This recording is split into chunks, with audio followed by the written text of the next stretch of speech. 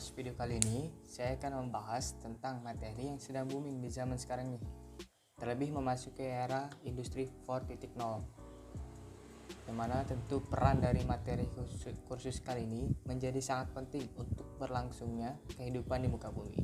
Berbicara tentang gaya dan kualitas hidup yang berkelanjutan, atau dalam bahasa Inggris disebut sustainable lifestyle, kita harus tahu dulu apa sih itu sustainable atau berkelanjutan.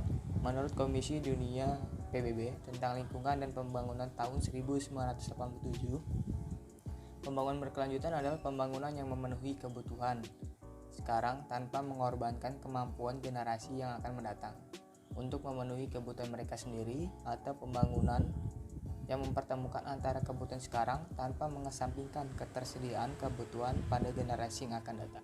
Dalam kursus gaya dan kualitas hidup berkelanjutan ini tentunya tidak afdol kalau kita tidak membahas tentang gaya hidup dan konsumsi yang berkelanjutan. Sejatinya, sikap konsumsi seseorang pasti memperlihatkan bagaimana gaya hidupnya.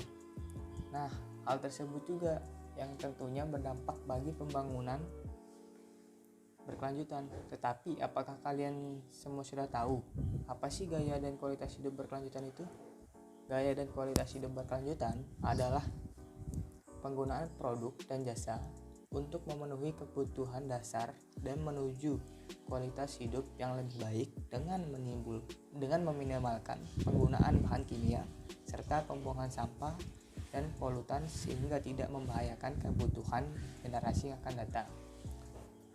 Menurut Kartodiharjo 1995 menjelaskan bahwa perilaku konsumtif sebagai sosial ekonomi perkembangannya dipengaruhi oleh faktor kultural. Pentingnya peran mode yang mudah menular. Di samping itu, sikap konsumen seperti orang tidak mau ketinggalan dari temannya atau penyakit kultural yang disebut gengsi, yang sering menjadi motivasi seseorang dalam memperoleh suatu produk.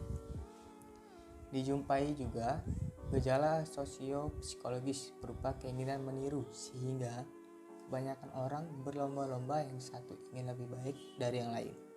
Perilaku konsumtif menciptakan kebiasaan pembelian produk untuk konsumsi, tetapi ada motivasi lain. Konsumtivisme jenis ini cukup banyak contohnya. Misalnya berbagai produk dengan merek terkenal sangat disukai meskipun mahal. Produk bukan sesuatu yang dapat memenuhi kebutuhan dasar manusia, akan tetapi lebih berfungsi sebagai lambang atau identitas yang disebut simbol status. Nah, kesimpulan yang dapat kita ambil dari materi khusus ini adalah untuk mendukung konsep pembangunan berkelanjutan, tentunya kita harus menyelaraskan antara gaya hidup dan kualitas hidup agar sejalan dengan prinsip dan tujuan dari pembangunan berkelanjutan yang ingin dicapai. Dan pemaparan materi atau kesimpulan dari saya, apabila ada kata-kata yang kurang berkenan, mohon maaf. Sekian dan terima kasih.